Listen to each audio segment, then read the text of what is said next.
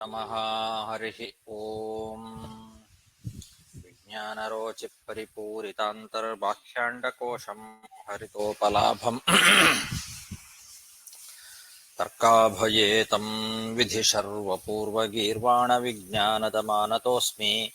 ಪ್ರಥಮೋ ಹನುಮಾನ್ ನಾಮ ದ್ವಿತೀಯೋ ಭೀಮಯೇವ ಚ.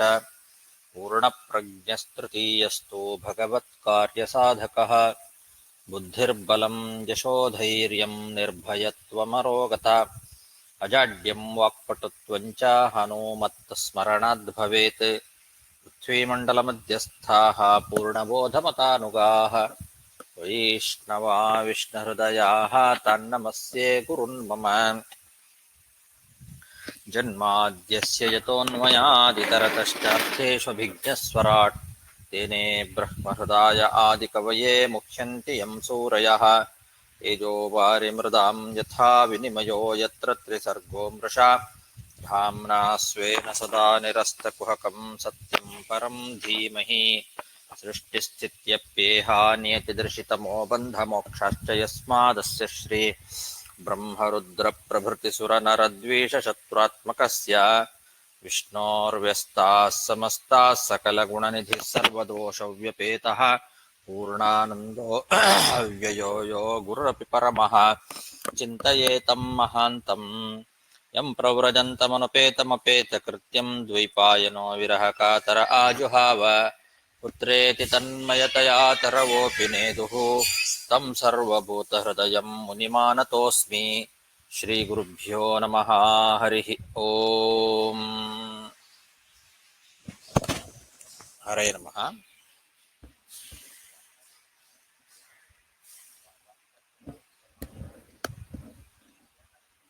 ಯಾಕೆ ಸ್ಟಾರ್ಟ್ ಮಾಡಿದ್ದೇನಲ್ಲ, ಕೇಳಿಸ್ತಾ ಇಲ್ವಾ? ಕೇಳಿಸ್ತಾ ಇದೆ. ಸರಿ. ಶ್ರೀಮದ್ ಭಾಗವತದ ನವಮ ಸ್ಕಂಧದ 3ನೇ ಅಧ್ಯಾಯದಲ್ಲಿ 10ನೇ ಶ್ಲೋಕ. ಏವಂ ಶಪ್ತಸ್ವಗುರುಣ ಪ್ರತ್ಯಗೃಹ್ಣಾತ್ ಕೃತಾಂಜಲಿಃ. ಅಧಾರಯದ್ವ್ರತಂ ವೀರ ಊರ್ಧ್ವರೇತಾ ಮುನಿಪ್ರಿಯಂ.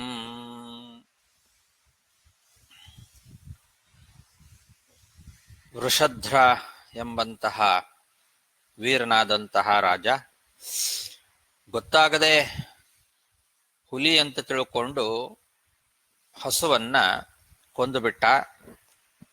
ಹೀಗೆ ಗೋಹತ್ಯ ಮಾಡಿದ್ರಿಂದ ಕುಲಗುರುಗಳಾದಂತಹ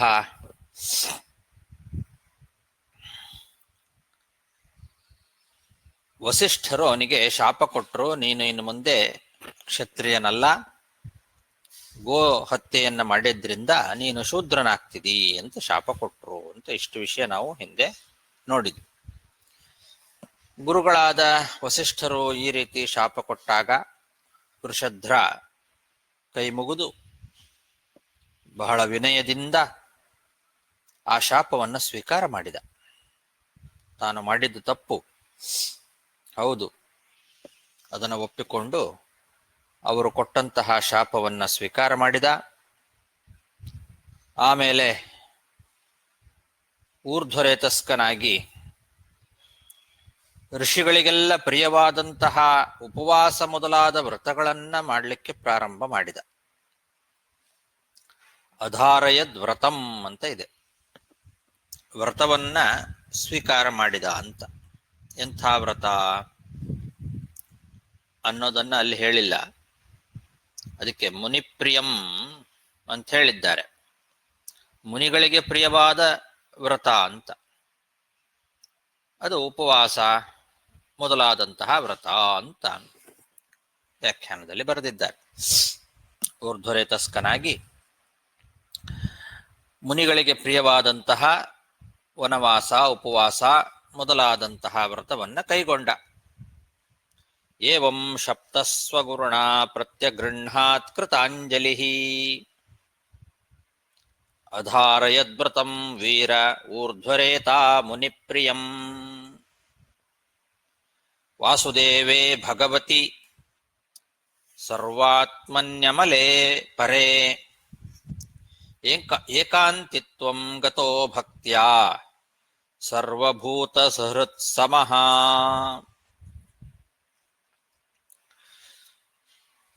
ಎಲ್ಲ ಪ್ರಾಣಿಗಳಲ್ಲಿಯೂ ಕೂಡ ಸಮಾನವಾಗಿ ಇರುವಂಥದ್ದು.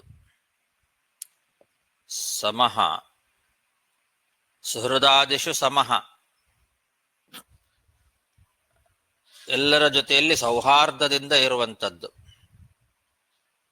ಎಲ್ಲರಿಗೂ ಸ್ವಾಮಿಯಾದ ಸರ್ವೋತ್ತಮನಾದ ನಿರ್ದುಷ್ಟನಾದ ಆ ಭಗವಂತನಾದ ವಾಸುದೇವನಲ್ಲಿ ಭಕ್ತಿಯಿಂದ ಏಕಾಂತದಲ್ಲೇ ಇದ್ದು ಬಿಟ್ಟಿದ್ದ.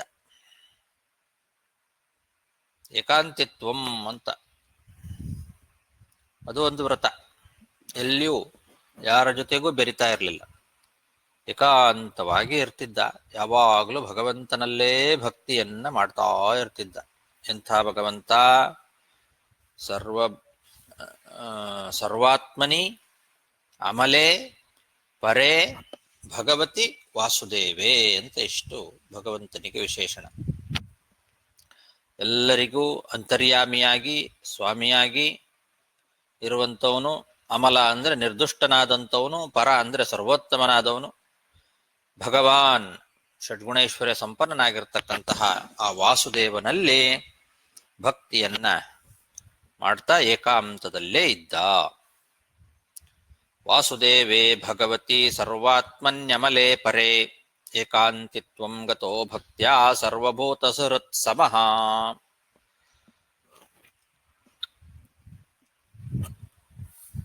ವಿಮುಕ್ತ ಸಂಗ ಶಾಂತಾತ್ಮ ಸಂಯತಾಕ್ಷೋ ಅಪರಿಗ್ರಹಃ ಯದೃಚ್ಛಯೋಪಪನ್ನೇನ ಕಲ್ಪಯನ್ ವೃತ್ತಿಮಾತ್ಮನಃ.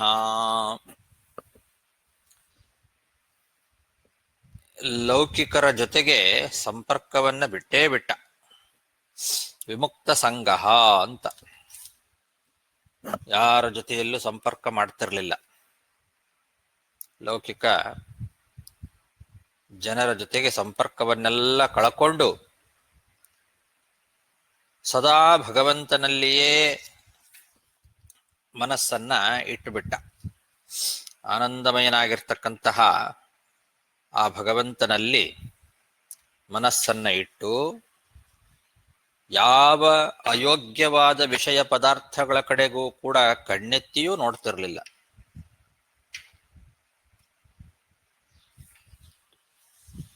ಯಾರಿಂದಲೂ ದಾನವನ್ನು ಸ್ವೀಕಾರ ಮಾಡ್ತಾ ಇರಲಿಲ್ಲ.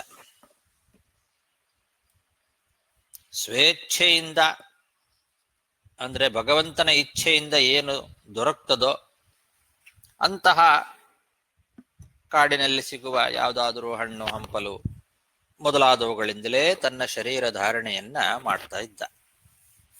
ಆ ರೀತಿ ತನ್ನ ವೃತ್ತಿಯನ್ನ ನಡೆಸಿದ. ಸಂಯತಾಕ್ಷ ಅಂತಂದ್ರೆ ಯೋಗ್ಯ ವಿಷಯದಲ್ಲಿ ಕಣ್ಣನ್ನ ತೆಗಿತಿದ್ದ, ಅಷ್ಟೇ ಬಿಟ್ರೆ ಅಯೋಗ್ಯವಾದ ವಿಷಯಗಳಲ್ಲಿ ಕಣ್ಣೆತ್ತಿಯೂ ನೋಡ್ತಿರ್ಲಿಲ್ಲ ಅಂತ ಹಾಗಿಟ್ಟುಕೊಳ್ಬೇಕು. ಶಾಂತಾತ್ಮ ಅಂತನ್ನೋದಕ್ಕೆ ಶಾಂತರೂಪನಾದಂತಹ ಭಗವಂತನಲ್ಲಿ ನಿಶ್ಚಿತವಾದ ಬುದ್ಧಿ ಉಳ್ಳವನಾಗಿದ್ದ ಅಂತ ಶಾಂತಾತ್ಮ ಅನ್ನೋದಕ್ಕೆ ಬರೀತಾರೆ.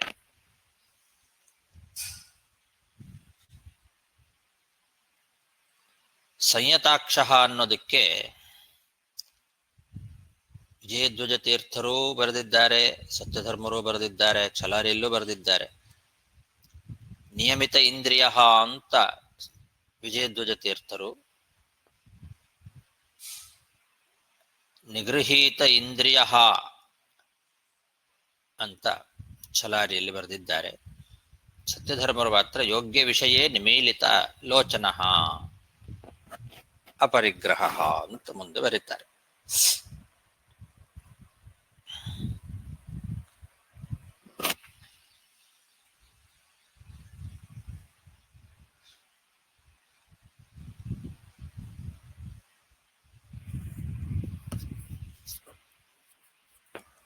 ಈ ರೀತಿ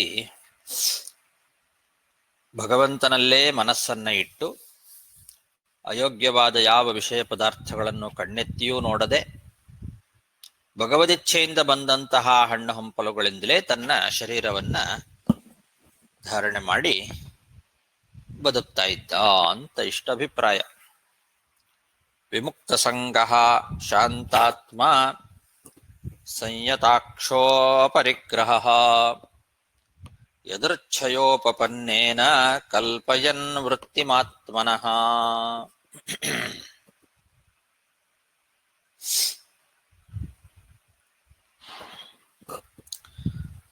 ಆತ್ಮನ್ಯಾತ್ಮಾನಮಾಧಾಯ ಜ್ಞಾನತೃಪ್ತಃ ಸಮಾಹಿತಃ ವಿಚಚಾರ ಮಹೀಮೇತಾಂ ಜಡಾಂಧ ಬಧಿರಾಕೃತಿಃ.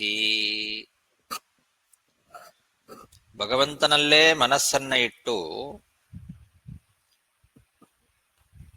ಏಕಾಗ್ರ ಚಿತ್ತನಾಗಿದ್ದರಿಂದ ಅವನಿಗೆ ಹೊರಗಿನ ವಿಷಯ ಪದಾರ್ಥಗಳ ಬಗ್ಗೆ ಯಾವುದರ ಬಗ್ಗೆನೂ ಆಸಕ್ತಿನೇ ಇರಲಿಲ್ಲ. ಕಣ್ಣಿದ್ದು ಕುರುಡನಂತೆ, ಕಿವಿಯಿದ್ದು ಕಿವುಡನಂತೆ ಅಂತ ಹಾಗಿರ್ತಿದ್ದ.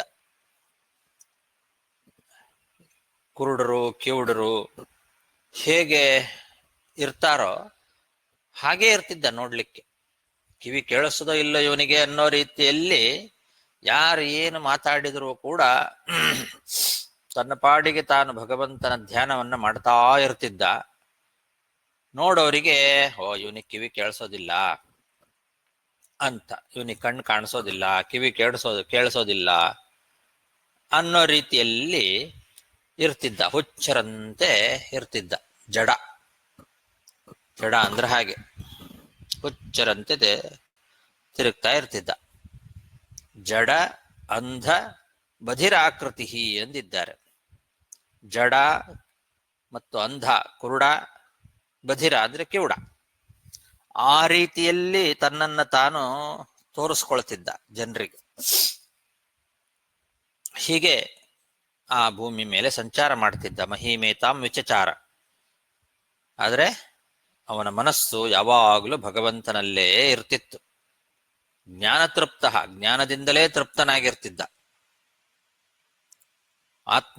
ಆತ್ಮಾನಮಾಧಾಯ, ಪರಮಾತ್ಮನಲ್ಲಿ ತನ್ನ ಮನಸ್ಸನ್ನ ಯಾವಾಗಲೂ ನಿಶ್ಚಲವಾಗಿ ಇಟ್ಟು ಹೊರಗಿನ ಪದಾರ್ಥಗಳಲ್ಲಿ ಜಡದಂತೆ ಇರ್ತಿದ್ದ.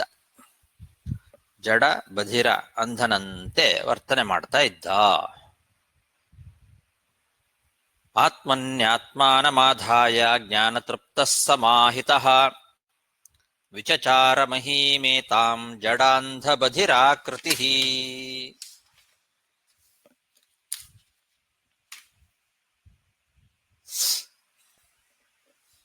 ಏವಂ ರತೋ ವನಂ ಗತ್ವಾ ದೃಷ್ಟ್ವಾ ದಾವಾಗ್ನಿಮುತ್ಥಿತಂ ತೇನೋಪಯುಕ್ತಕರಣೋ ಬ್ರಹ್ಮ ಪ್ರಾಪ ಪರಂ ಮುನಿಃ. ಹೀಗೆ ಯಾವಾಗಲೂ ಇರ್ತಿದ್ದ. ಮುನಿಗಳ ಹಾಗೆ ವರ್ತನೆ ಮಾಡ್ತಾ ಇದ್ದ. ಕಾಡಿಗೆ ಹೋಗಿ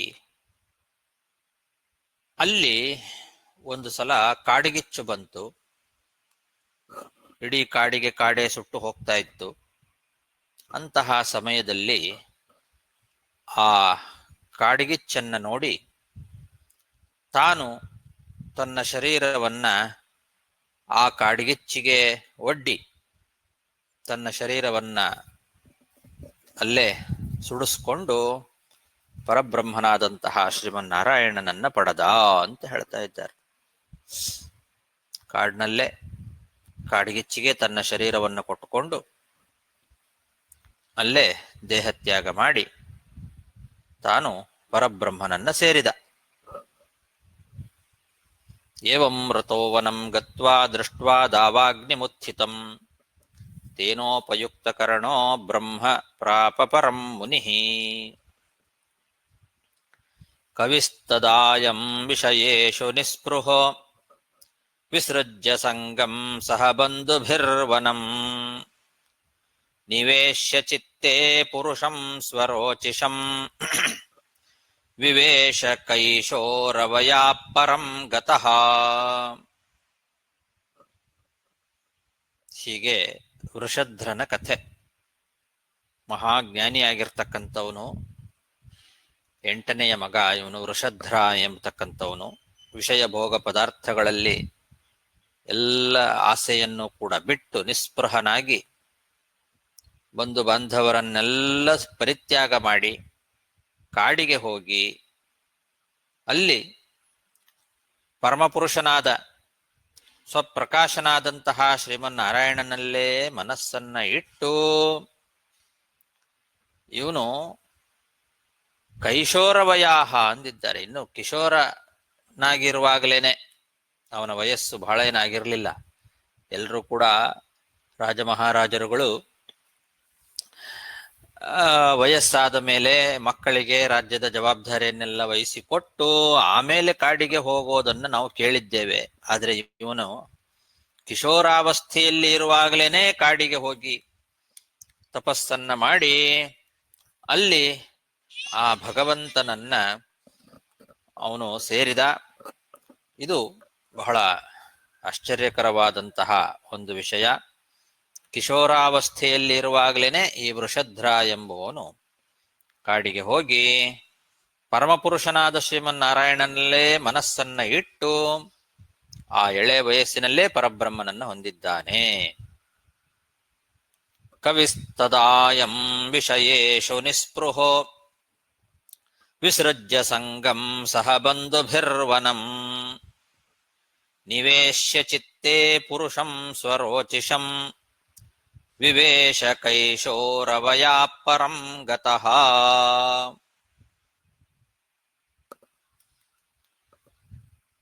ಕರುಷಾನ್ ಮಾನವಾದಾಸನ್ ಕಾರುಷಾ ಕ್ಷತ್ರಜಾತಯಃ ಉತ್ತರಾಪಥ ಗೋಪ್ತಾರೋ ಬ್ರಹ್ಮಣ್ಯಾ ಧರ್ಮವತ್ಸಲಾಹ. ಇನ್ನು ವೈವಸ್ವತ ಮನುವಿನ ಮತ್ತೊಬ್ಬ ಮಗ. ಇದುವರೆಗೆ ಆ ವೈವಸ್ವತ ಮನುವಿನ 8ನೇ ಮಗನಾದ ವೃಷಧ್ರನ ಕಥೆಯನ್ನ ಹೇಳಿದ್ರು. ಈಗ ಅದೇ ವೈವಸ್ವತ ಮನುವಿನ 6ನೇ ಮಗ ಕರುಷ ಅಂತ ಒಬ್ಬ, ಅವನ ಚರಿತ್ರೆಯನ್ನ ಹೇಳ್ತಾ ಇದ್ದಾರೆ.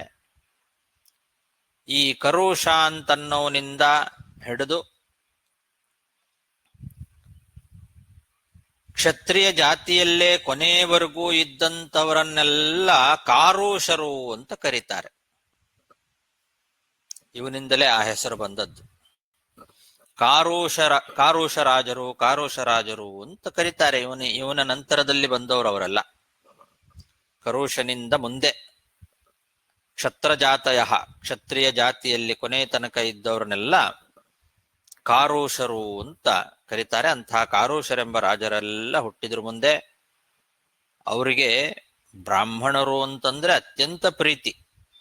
ಕಾರುಷರಿಗೆ ಬಹಳ ಶ್ರದ್ಧೆಯಿಂದ ಧರ್ಮವನ್ನ ಅನುಸರಣೆ ಮಾಡ್ತಾ ಇದ್ರು. ಹೀಗೆ ಬ್ರಾಹ್ಮಣ ಪ್ರಿಯರಾಗಿ ಧರ್ಮವತ್ಸಲರಾಗಿ ಉತ್ತರಾಪಥವನ್ನ ಆಳಿದವರು ಇವನ ಮುಂದೆ ಬಂದಂತಹ ರಾಜರುಗಳು ಕಾರುಷರು ಅಂತ. ಕರುಷಾನ್ ಮಾನವಾದಾಸನ್ ಕಾರುಷಾ ಕ್ಷತ್ರಜಾತಯಃ ಉತ್ತರಾಪಥ ಗೋಪ್ತಾರೋ ಬ್ರಹ್ಮಣ್ಯಾ ಧರ್ಮವತ್ಸಲಾಹ. ದೃಷ್ಟಾದ್ಧಾರ್ಷ್ಟಮಭೂತ್ ಕ್ಷತ್ರಂ ಬ್ರಹ್ಮಭೂಯಂ ಗತಂ ಕ್ಷಿತೌ ಮಾನವಾಚ್ಚನೃಗಾತ್ ಸ್ವಾತಿಸ್ತತೋ ಜ್ಯೋತಿಸ್ತತೋ ವಸುಃ. ಇನ್ನು 5ನೇ ಮಗ, ವೈವಸ್ವತ ಮನುವಿನ 5ನೆಯ ಮಗನ ಹೆಸರು ಧೃಷ್ಟ ಅಂತ. ಈ ಧೃಷ್ಟ ಅಂತನ್ನವನ ವಂಶದಲ್ಲಿ ಮುಂದೆ ಕ್ಷತ್ರಿಯ ಜಾತಿಯಲ್ಲಿ ಹುಟ್ಟಿದವರೆಲ್ಲರನ್ನ ಧಾರ್ಷ್ಟರು ಅಂತ ಕರೀತಾರೆ. ಕರುಷನ ಮುಂದೆ ನಂತರ ಬಂದವರನ್ನೆಲ್ಲ ಕಾರುಷರು ಅಂತ ಕರೆದ್ರೆ, ಈ ಧೃಷ್ಟನ ವಂಶದಲ್ಲಿ ಬಂದವರು ಕ್ಷತ್ರಿಯ ಜಾತಿಯವರೆಲ್ಲರನ್ನ ಧಾರ್ಷ್ಟರು ಅಂತ ಕರೀತಾರೆ. ಆದರೆ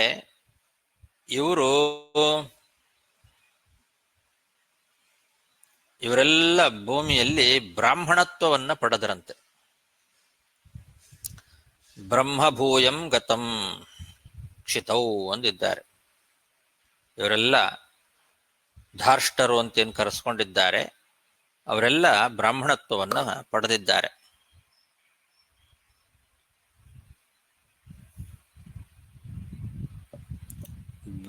ಬ್ರಹ್ಮತ್ವಂ ಶ್ರೋತ್ರಿಯತ್ವಂ ಗತಂ ಇತ್ಯರ್ಥ ಅಂತ ವಿಜಯಧ್ವಜರು ಶ್ರೋತ್ರಿಯರಾದರು. ಶ್ರೋತ್ರಿಯ ಬ್ರಾಹ್ಮಣರು ಹೇಗಿರ್ತಾರೋ ಹಾಗೆ ಆ ಶ್ರೋತ್ರಿಯ ಬ್ರಾಹ್ಮಣತ್ವವನ್ನು ಪಡ್ಕೊಂಡಿದ್ದಾರೆ ಇವರೆಲ್ಲ.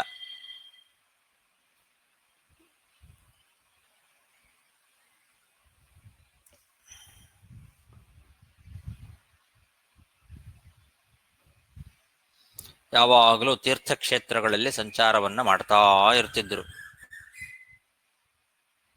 ಕ್ಷೇತ್ರ ಕ್ಷಿತಿ ಅಂತಿದೆ ಅಲ್ವಾ, ಬ್ರಹ್ಮಭೂತಂ ಗತಂ ಕ್ಷಿತವು ಅಂತ ಇದೆ. ಕ್ಷಿತಿ ಅಂತನ್ನೋ ಶಬ್ದಕ್ಕೆ ತೀರ್ಥಕ್ಷೇತ್ರ ಮೊದಲಾದವುಗಳು ಅಂತ ಇಟ್ಟುಕೊಳ್ಳಬೇಕು. ಅಲ್ಲಿ ಸಂಚಾರವನ್ನ ಮಾಡ್ತಾ ಇರ್ತಿದ್ರು ಅಂತ ದುರ್ಘಟ ಭಾವದೀಪಿಕಾದಲ್ಲಿ ಬರೆದಿದ್ದಾರೆ.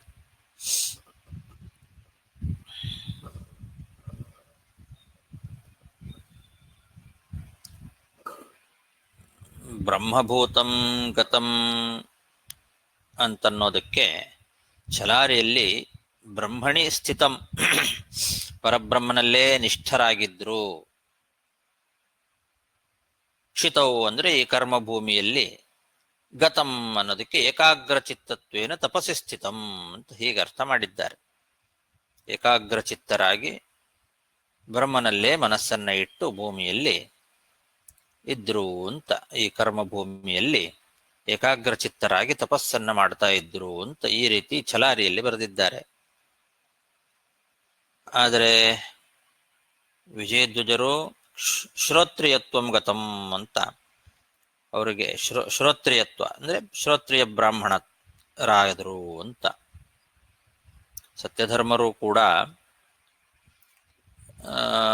ತಜ್ಜಾತಿ ಧಾರ್ಷ್ಟಂ ತಜ್ಜಾತಿ ಯದ್ಯಪಿ ಧಾರ್ಷ್ಟಂ ತಥಾಪಿ ಕ್ಷಿತೌ ಬ್ರಹ್ಮಭೂಯಂ ಬ್ರಾಹ್ಮಣತ್ವಂ ಗತಂ ತದ್ಧರ್ಮ ಅಭವತ್ ಇತಿ ಭಾವಃ ಅಂತ, ಬ್ರಾಹ್ಮಣ ಧರ್ಮವನ್ನು ಅನುಸರಣೆ ಮಾಡಿದರು ಅಂತ ಸ್ಪಷ್ಟವಾಗಿ ಸತ್ಯಧರ್ಮರು ಬರೆದಿದ್ದಾರೆ. ಹೀಗೆ ಧಾರ್ಷ್ಟರ ಒಂದು ಕಥೆ. ಇನ್ನು ವೈವಸುತ ಮನುವಿನ ಎರಡನೆಯ ಮಗ, ಅವನ ಹೆಸರು ನೃಗ ಅಂತ. ನೃಗಾತ್ ಸ್ವಾತಿ, ನೃಗನಿಂದ ಸ್ವಾತಿ ಎಂಬಂತಹ ಒಬ್ಬ ಮಗ ಹುಟ್ಟುತ್ತಾನೆ. ಅವನ ಮಗ ಜ್ಯೋತಿ. ನೃಗನ ಮಗ ಸ್ವಾತಿ, ಸ್ವಾತಿಯ ಮಗ ಜ್ಯೋತಿ, ಜ್ಯೋತಿಯ ಮಗ ವಸು. ಹೀಗೆ ಅವರ ವಂಶವನ್ನ ಹೇಳ್ತಾ ಇದ್ದಾರೆ. ದೃಷ್ಟಾಧಾರ್ಷ್ಟಮಭೂತ್ ಕ್ಷತ್ರಂ ಬ್ರಹ್ಮಭೂಯಂ ಗತಂ ಕ್ಷಿತೌ ಮಾನವಾಚ್ಚ ನೃಗಾತ್ ಸ್ವಾತಿಸ್ತತೋ ಜ್ಯೋತಿಸ್ತತೋ ವಸುಃ ವಸೋ ಪ್ರತೀಕಸ್ತತ್ಪುತ್ರಃ ಓಘವಾನ್ ಓಘವತ್ ಸ್ವಸಾ ಕನ್ಯಾ ಚೋಘವತಿ ನಾಮ ಸುದರ್ಶನ ಉವಾಹತಾಂ. ವಸು ಏನಿದ್ದಾನಲ್ಲ, ವೈವಸುತ ಮನುವಿನ ಮಗನಾದ ನೃಗನ ವಂಶದಲ್ಲಿ ಬಂದವನು. ನೃಗನ ಮಗ ಸ್ವಾತಿ, ಸ್ವಾತಿಯ ಮಗ ಜ್ಯೋತಿ, ಜ್ಯೋತಿಯ ಮಗ ವಸು. ಆ ವಸುವಿನಿಂದ ಪ್ರತೀಕ ಅಂತನ್ನವನು ಹುಟ್ಟುತ್ತಾನೆ. ಆ ಪ್ರತೀಕನ ಮಗ ಓಘವಾನ್, ಓಘವಂತನ ಸೋದರಿ ಓಘವತಿ ಅಂತ ಅವಳಿಗೆ ಹೆಸರು. ಅವಳೊಬ್ಬ ಕನ್ಯೆ. ಓಘವಾನ್ ಅಂತೇನಿದ್ದಲ್ಲ ಅವನ ಸೋದರಿ ಇವಳು, ಆದ್ರಿಂದ ಓಘವತಿ ಅಂತ ಸ್ವಸ ಅಂತಂದಿದ್ದಾರೆ. ಓಘವತ್ ಸ್ವಸ ಕನ್ಯಾ ಚ ಓಘವತಿ ನಾಮ. ಆ ಓಘವತಿ ಅಂತನ್ನವಳನ್ನ ಸುದರ್ಶನ ಎಂಬಂತಹ ರಾಜ ಮದುವೆ ಮಾಡ್ಕೊಳ್ತಾನೆ. ವಸೋ ಪ್ರತೀಕಸ್ತತ್ಪುತ್ರ ಓಘವಾನ್ ಓಘವತ್ಸ್ವಸ ಕನ್ಯಾಚೋಘವತಿ ನಾಮ ಸುದರ್ಶನ ಉವಾಹತಾಂ. ಸುದರ್ಶನ ಅಂತನ್ನೋ ಒಬ್ಬ ರಾಜ. ಅವನು ಯಾರು ಅಂತ ಹೇಳಿಲ್ಲ, ಹೆಸರು ಮಾತ್ರ ಹೇಳಿದ್ದಾರೆ. ಸುದರ್ಶನ ಎಂಬಂತಹ ಯಾವನೋ ಒಬ್ಬ ರಾಜ ಈ ಓಘವತಿಯನ್ನು ಮದುವೆ ಮಾಡಿಕೊಂಡ ಅಂತ. ಚಿತ್ರಸೇನೋ ನರಿಷ್ಯಂತಾದ್ ದಕ್ಷಸ್ತಸ್ಯ ಸುತೋಭವತ್ ತಸ್ಯ ಮೀಢ್ವಾಂಸ್ತತಃ ಕೂರ್ಚ ಇಂದ್ರಸೇನಸ್ತು ತತ್ಸುತಃ. ಇನ್ನೊಬ್ಬ ಈ ವೈವಸುತ ಮನುವಿನ 7ನೇ ಮಗ ನರಿಷ್ಯಂತ ಅಂತ ಅವನಿಗೆ ಹೆಸರು. ಈ ನರಿಷ್ಯಂತನಿಂದ ಚಿತ್ರಸೇನ ಹುಟ್ಟುತ್ತಾನೆ. ಆ ಚಿತ್ರಸೇನನ ಮಗ ದಕ್ಷ. ಆ ದಕ್ಷನ ಮಗ ಮೀಢ್ವಾನ್ ಅಂತ ಅವನಿಗೆ ಹೆಸರು. ದಕ್ಷನ ಮಗ ಮೀಢ್ವಾನ್. ಆ ಮೀಢ್ವಾನನ ಮಗ ಕೂರ್ಚ. ಕೂರ್ಚನ ಮಗ ಇಂದ್ರಸೇನ. ಚಿತ್ರಸೇನೋ ನರಿಷ್ಯಂತ ದಕ್ಷಸ್ತಸ್ಯ ಸುತೋಭವತ್ ತಸ್ಯ ಮೀಢ್ವಾಂಸ್ತತಃ ಕೂರ್ಚಃ ಇಂದ್ರಸೇನಸ್ತು ತತ್ಸುತಃ. ವಿತಿಹೋತ್ರಸ್ತ್ವಿಂದ್ರಸೇನಾತ್ ತಸ್ಯ ಸತ್ಯಶ್ರವಾ ಅಭೂತ್ ಪುರುಶ್ರವಾ ಸುತಸ್ತಸ್ಯ ದೇವದತ್ತಸ್ತತೋಭವತ್. ಇಂದ್ರಸೇನ ಏನಿದ್ದಾನೆ ಕೂರ್ಚನ ಮಗ, ಆ ಇಂದ್ರಸೇನನ ಮಗ ವೀತಿಹೋತ್ರ. ಆ ವೀತಿಹೋತ್ರನ ಮಗ ಸತ್ಯಶ್ರವ. ಸತ್ಯಶ್ರವನ ಮಗ ಉರುಶ್ರವ. ಉರುಶ್ರವನ ಮಗ ದೇವದತ್ತ. ಹೀಗೆ ವಂಶದ ವಿಸ್ತಾರವನ್ನು ಹೇಳ್ತಾ ಇದ್ದಾರೆ. ವೀತಿಹೋತ್ರಸ್ತ್ವಿಂದ್ರಸೇನಾ ತಸ್ಯ ಸತ್ಯಶ್ರವ ಅಭೂತ್ ಉರುಶ್ರವಾ ಸುತಸ್ತಸ್ಯ ದೇವದತ್ತಸ್ತತೋಭವತ್. ದೇವದತ್ತಸ್ಯ ಭಗವಾನ್ ಅಗ್ನಿಃ ಸ್ವಯಮಭೂತ್ ಸುತಃ ಕಾನೇನ ಇತಿ ವಿಖ್ಯಾತೋ ಜಾತೂಕರ್ಣ್ಯೋ ಮಹಾನ್ ಋಷಿಃ. ದೇವದತ್ತನಿಗೆ ಸ್ವತಃ ಇಂದ್ರದೇವರು, ಭಗವಾನ್ ಇಂದ್ರದೇವರೇ ಮಗನಾಗಿ ಹುಟ್ಟಿದ್ದಾನೆ. ದೇವದತ್ತನ ಮಗನಾಗಿ ದೇವದತ್ತಸ್ಯ ಭಗವಾನ್ ಅಗ್ನಿಃ ಸ್ವಯಂ ಅಭೂತ್ ಸುತಃ ಅಂತ. ದೇವದತ್ತನ ಮಗನಾಗಿ ಅಗ್ನಿಯೇ ಸ್ವತಃ ಹುಟ್ಟಿದ್ದಾನೆ. ಇವನೇ ಮುಂದೆ ಕಾನೀನ ಅಂತ ಪ್ರಸಿದ್ಧನಾಗ್ತಾನೆ. ಒಬ್ಬ ದೊಡ್ಡ ಋಷಿ, ಜಾತೂಕರ್ಣ್ಯ ಎಂಬಂತಹ ಒಬ್ಬ ಋಷಿ. ಕಾನೀನ ಅಂತ ಕೂಡ ಅವನ ಹೆಸರು ಪ್ರಸಿದ್ಧವಾಗ್ತದೆ. ಕಾನೀನ ಅನ್ನೋ ಹೆಸರಿನ ಜಾತೂಕರ್ಣ್ಯ ಎಂಬಂತಹ ಒಬ್ಬ ದೊಡ್ಡ ಋಷಿ ಆಗ್ತಾನೆ ಮುಂದೆ. ವೀತಿಹೋತ್ರ ದೇವದತ್ತಸ್ಯ ಭಗವಾನ್ ಅಗ್ನಿಃ ಸ್ವಯಮಭೂತ್ ಸುತಃ ಕಾನೇನ ಇತಿ ವಿಖ್ಯಾತೋ ಜಾತೂಕರ್ಣ್ಯೋ ಮಹಾನ್ ಋಷಿಃ. ತತೋ ಬ್ರಹ್ಮಕುಲಂ ಜಾತಂ ಆಗ್ನಿವೇಶ್ಯಾಯನಂ ನೃಪ ನರಿಷ್ಯಂತಾನ್ವಯ ಪ್ರೋಕ್ತೋ ದಿಷ್ಟವಂಶಮತಃ ಶೃಣು. ಈ ಜಾತೂಕರ್ಣ್ಯ ಅಂತೇನು ಹೇಳಿದ್ರಲ್ಲ, ಕಾನೀನ ಜಾತೂಕರ್ಣ್ಯ, ಅವನಿಂದ ಆಗ್ನಿವೇಶ್ಯಾಯನರು ಎಂಬಂತಹ ಒಂದು ಬ್ರಾಹ್ಮಣರ ವಂಶ ಹುಟ್ಟಿತು. ಇವನಿಂದಲೇ ಜಾತೂಕರ್ಣ್ಯನಿಂದ ಬ್ರಾಹ್ಮಣರ ಒಂದು ವಂಶ, ಅದು ಆಗ್ನಿವೇಶ್ಯಾಯನರು ಅಂತ ಕರೀತಾರೆ. ಅಂತಹ ಒಂದು ಬ್ರಾಹ್ಮಣ ವಂಶ ಇವನಿಂದಲೇ ಹುಟ್ಟಿದ್ದು ಅಂತ ಹೇಳಿ, ಆಮೇಲೆ ನರಿಷ್ಯಂತ ಅಂತೇನು ಹೇಳಿದ್ರಲ್ಲ, ಆ ನರಿಷ್ಯಂತನ ವಂಶವನ್ನ ನಿನಗೆ ನಾನು ಹೇಳಿದ್ದೇನೆ ಇದುವರೆಗೆ. ಇನ್ನು ಮುಂದೆ ವೈವಸ್ವತ ಮನುವಿನ 4ನೇ ಮಗ ದಿಷ್ಟ ಅಂತ ಇದ್ದಾನಲ್ಲ, ಅವನ ವಂಶವನ್ನ ಹೇಳ್ತೇನೆ ಕೇಳು ಅಂತಾರೆ. ತತೋ ಬ್ರಹ್ಮಕುಲಂ ಜಾತಮಾಗ್ನಿವೇಶ್ಯಾಯನಂ ನೃಪ ನರಿಷ್ಯಂತಾನ್ವಯ ಪ್ರೋಕ್ತೋ ದಿಷ್ಟವಂಶಮತಃ ಶೃಣು. ದಿಷ್ಟನ ಮಗ, ದಿಷ್ಟನ ವಂಶವನ್ನ ಹೇಳ್ತೇನೆ ಮುಂದೆ ಅಂತ ಹೇಳಿ, ಆ ದಿಷ್ಟನ ಮಗ ಯಾರು ಅಂದ್ರೆ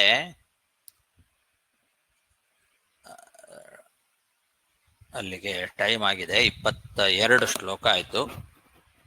ದಿಷ್ಟನ ವಂಶವನ್ನು ಮತ್ತೆ ನಾಳೆ ದಿವಸ ನೋಡೋಣ. ಶ್ರೀಕೃಷ್ಣಾರ್ಪಣಮಸ್ತು. 9ಮ ಸ್ಕಂದದ 3ನೇ ಅಧ್ಯಾಯದಲ್ಲಿ 22 ಶ್ಲೋಕ ಆಯ್ತು. ನಮಸ್ಕಾರ ಆಚಾರ್ಯ. ಹರಯೇ ನಮಃ. ಇಲ್ಲಿ ಎರಡು ವಂಶ ಒಳಗ ಬಂದು ಕ್ಷತ್ರಿಯ ಕುಲದ ಅವರು ಬ್ರಾಹ್ಮಣರಾಯಿಟ್ರು ಹಂಗಂತ ಹೇಳ್ತಾರೆ. ಅದೊಂದು ತಾತ್ಪರ್ಯ ಏನು? ಅವರು ಬ್ರಹ್ಮತ್ವವನ್ನ ಪಡ್ಕೊಂಡು ಬ್ರಾಹ್ಮಣ ಧರ್ಮವನ್ನ ಅನುಸರಣೆ ಮಾಡ್ತಾ ಹೋದ್ರು ಅಂತ ಅರ್ಥ. ಆಮೇಲೆ ಇನ್ನೊಂದು ಕ್ವಶ್ಚನು, ಅಗ್ನಿ ಒಳಗೆ ಕಾಡ್ಗಿಚ್ಚಿ ಒಳಗೆ ಬಿದ್ದ ಹಂಗ ತಿಳಿರು. ಕಾಡ್ಗಿಚ್ಚಿ ಒಳಗೆ ಅವನೇ ಬಂದು ಸ್ವಯಂ ಇಂಟೆನ್ಷನಲ್ ಬಿದ್ದನ, ಇಲ್ಲ ಕಾಡ್ಗಿಚ್ಚಿ ಅವನ ಸ್ವೀಕಾರ ಮಾಡಿಬಿಡ್ತ? ಅವನು ಕಾಡಿನಲ್ಲಿ ವಾಸ ಮಾಡ್ತಾ ಇದ್ದ. ಕಾಡು ಇದ್ದಕ್ಕಿದ್ದಂತೆ ಕಾಡಿಗಿಚ್ಚು ಪ್ರಾರಂಭ ಆಯ್ತು. ಅವನು ಅದಕ್ಕೇನು ತಪ್ಪಿಸ್ಕೊಳ್ಳಿಕ್ಕೆ ಪ್ರಯತ್ನ ಏನು ಮಾಡ್ಲಿಲ್ಲ, ಓಡಿ ಹೋಗ್ಲಿಲ್ಲ. ಓಡಿ ಹೋಗ್ಲಿಕ್ಕೆ ಆಗ್ತಿತ್ತೋ ಏನೋ, ಆ ಕಡೆಯಿಂದ ಕಾಡಿಗಿಚ್ಚು ಬರ್ತಾ ಇದೆ ಅಂತ ಗೊತ್ತಾದ ಕೂಡಲೇನೆ ಅವನು ಏನಾರೋ ತಪ್ಪಿಸ್ಕೊಳ್ಬೋದಿತ್ತೋ ಏನೋ. ಆದ್ರೆ ಅವನು ಬೇಕಂತಲೇ ಆ ಕಾಡಿಗಿಚ್ಚೊಳಗೆ ತಾನು ಪ್ರವೇಶ ಮಾಡಿ ತನ್ನ ದೇಹವನ್ನ ತ್ಯಾಗ ಮಾಡಿದ, ಹಾಗರ್ಥ. ಇದು ರಾಮಾಯಣನು ಒಂದು ಕಡಲಿ ಬಂದು ಒಂದು ಋಷಿ ಬಂದು ರಾಮನ ನೋಡಿ ವಯಸ್ಸಾದ ಕಾಲ ಅವರೇ ಒಂದು ಅಗ್ನಿಲಿ ಬಿದ್ದು ಪ್ರಾಣ ತ್ಯಾಗ ಮಾಡ್ತಾರಂತ ಬರ್ತೆ. ಹೌದು. ಅದು ಅದ್ರಲ್ಲಿ ಸಂಬಂಧ ಶಾಸ್ತ್ರ ಏನು? ತುಂಬಾ ವಯಸ್ಸಾದವ್ರು ಅದ್ಮಾರಿ ಮಾಡಬಹುದಾ? ಮಾಡಬಹುದು, ಹೌದು. ತುಂಬಾ ಇನ್ನು ಧರ್ಮ ಕಾರ್ಯ ಮಾಡ್ಲಿಕ್ಕೆ ಸಾಧ್ಯ ಇಲ್ಲ ಅಂತ ಗೊತ್ತಾದ ಮೇಲೆ ಆತರ ಕಾಡಿಗಿಚ್ಚು ಪ್ರವೇಶ ಮಾಡಬಹುದು. ಅಥವಾ ಯಾವುದಾದ್ರೂ ನದಿ ಎಲ್ಲಿ ಹಾರಬಹುದು, ಹಾಗೆ ಅಂತಿದೆ. ಅದು ತುಂಬಾ ಗೊತ್ತಾಗಬೇಕು. ಇನ್ನು ಮುಂದೆ ಧರ್ಮ ಕಾರ್ಯ ಮಾಡಿ ನನಗೆ ಸ್ನಾನ ಸಂಧ್ಯಾ ವಂದನೆಯನ್ನು ಕೂಡ ಮಾಡ್ಲಿಕ್ಕೆ ಸಾಧ್ಯ ಇಲ್ಲ ಅನ್ನೋಷ್ಟು ಶರೀರ ಜೀರ್ಣ ಆಗಿದ್ರೆ ಹಾಗೆ ಮಾಡ್ಬೋದು, ಇಲ್ಲದೆ ಇದ್ರೆ ಇಲ್ಲ. ಅದಕ್ಕೆ ಇಲ್ಲದೆ ಇದ್ರೆ ಆತ್ಮಹತ್ಯೆ ಅನ್ನೋದು ಮಹಾದೋಷ. ಅಂಥ ಪರಿಸ್ಥಿತಿಯಲ್ಲಿ ಮಾತ್ರ ವಯಸ್ಸಾಗಿ ಇನ್ನು ಪೂರ್ತಿ ನನಗೇನು ಮಾಡ್ಲಿಕ್ಕೆ ಸಾಧ್ಯ ಇಲ್ಲ, ಒಂದು ಚೂರು ಧರ್ಮ ಕಾರ್ಯ ನನ್ನ ಕೈಯಿಂದ ಮಾಡ್ಲಿಕ್ಕೆ ಸಾಧ್ಯ ಇಲ್ಲ ಅಂತ ಗೊತ್ತಾದಾಗ ಮಾತ್ರ ಆ ತರ ಮಾಡಬಹುದು ಅಂತ ಹೇಳಿದ್ದಾರೆ. ಧನ್ಯವಾದಗಳು ಆಚಾರ್ಯ.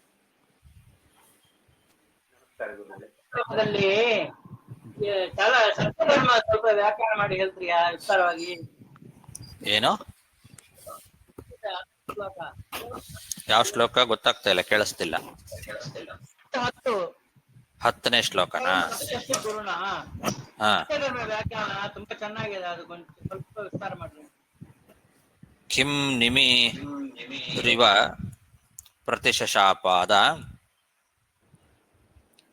ಕುಲಾಚಾರ್ಯಮಪಿತು ಚಿತ್ರಕೇತು ವದಾಂಶ್ಚಕ್ರೆ ಇತ್ಯತ್ರಾಹ ಏವಮಿತಿ ತು ಶಬ್ದೇನ ನ ಮಯಾ ಇಚ್ಛಯಾ ಮಾಹೇಯೀಹನನಂ ಕೃತಂ ನ ದುಷ್ಕೃತಂ ಅಥೋ ವಿನೇಯೇ ದಯಾ ವಿಧೇಯಾ ಇತಿ ಕ್ಷಮಾಪನ ಕ್ಷಮತಾಯಾಂ ಸತ್ಯತಾಯಾಮಪಿ ಇತಿ ವಿಶೇಷಂ ಸೂಚಯತಿ.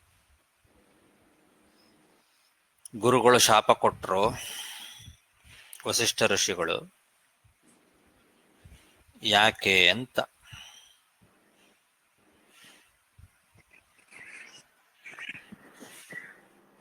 ನಾನೇನು ತಿಳಿದು ಮಾಡಿಲ್ಲ, ಗೊತ್ತಾಗದೆ ಆಗಿರೋದಿದು.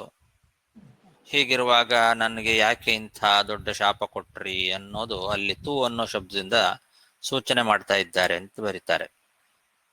ಏವಂ ಶಪ್ತಸ್ತು ಗುರುಣ ಅಂತ, ಶಪ್ತಃ ತು ಗುರುಣ ಅಂತಿದೆ. ತು ಶಬ್ದೇನ ನ ಮಯಾ ಇಚ್ಛಯಾ ಮಾಹೇಯಿ ಹನನಂ ಕೃತಂ ನ ದುಷ್ಕೃತಂ ಅಥೋ ವಿನೇಯೇ ದಯಾ ವಿಧೇಯ ಇತಿ. ನನ್ನ ಮೇಲೆ ದಯೆ ತೋರಿಸ್ರಿ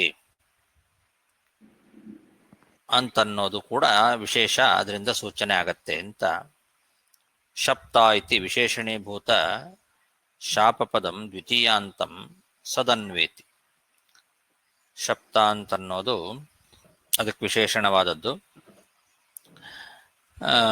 ಶಾಪ ಅನ್ನೋ ಪದ ಏನಿದೆಲ್ಲ ಅದನ್ನು ದ್ವಿತೀಯಾಂತ ಸದನ್ವೇತಿ, ಅದನ್ನು ಸರಿಯಾಗಿ ಅನ್ವಯ ಮಾಡ್ಕೊಳ್ಬೇಕು. ಶಾಪಂ ಪ್ರತ್ಯಗೃಹಾತ್ ಅತಃ ಸಂತಾಪೇನ ಇತ್ಯಾಹ. ಅವರು ಕೊಟ್ಟ ಶಾಪವನ್ನ ಸ್ವೀಕಾರ ಮಾಡಿದ. ಪ್ರತ್ಯಗೃಹ್ಣಾತ್ ಶಾಪಂ ಅಂತ ಅದನ್ನ ದ್ವಿತೀಯಾಂತವಾಗಿ ಅನ್ವಯ ಮಾಡ್ಕೊಳ್ಬೇಕು. ಶಪ್ತಃ ಏವಂ ಶಪ್ತಃ, ಆಮೇಲೆ ಆ ಶಾಪಂ ಅಂತ ಅದನ್ನು ದ್ವಿತೀಯಾಂತವಾಗಿ ಇಟ್ಟುಕೊಂಡು ಅದನ್ನ ಪ್ರತ್ಯಗೃಹ್ಣಾತ್ ಅನ್ನೋದ್ರ ಜೊತೆಗೆ ಅನ್ವಯ ಮಾಡ್ಕೊಳ್ಬೇಕು. ಶಾಪಂ ಪ್ರತ್ಯಗೃಹ್ಣಾತ್, ಶಾಪವನ್ನ ಸ್ವೀಕಾರ ಮಾಡಿದ ಅಂತ.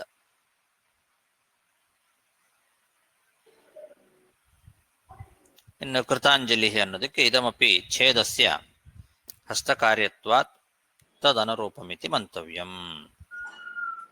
ಅವನು ಕಡ್ದದ್ದು ಕೈಯ ಕೆಲಸ, ಹಾಗಾಗಿ ಕೃತಾಂಜಲಿ ಕೈ ಮುಗಿದ. ಇದು ಕೂಡ ಕೈ ಮುಗಿಯೋದು ಕೂಡ ಕೈಯ ಕೆಲಸ, ಅದಕ್ಕೆ ತದನುರೂಪವಾದದ್ದನ್ನೇ ಮಾಡಿದ ಅಂತ. ಯಾವ ಕೈಯಿಂದ ಆ ಗೋವನ್ನ ಛೇದ ಮಾಡಿದ್ನೋ, ತುಂಡು ಮಾಡಿದ್ನೋ, ಅದೇ ಕೈಯಿಂದ ಈಗ ನಮಸ್ಕಾರ ಮಾಡಿದ, ಕೃತಾಂಜಲಿ ಅಂತ. ಕೈ ಕೆಲಸ ಎರಡು ಕೂಡ. ಇನ್ನು ಊರ್ಧ್ವರೇತ ವೀರೋ ಮುನಿಪ್ರಿಯಂ ವ್ರತಂ ಅನ್ನೋದಕ್ಕೆ ವನವಾಸ ಉಪವಾಸ ಮೊದಲಾದ ವ್ರತವನ್ನ ಧಾರಣೆ ಮಾಡಿದ. ಸರಿ ಆಯ್ತಾ?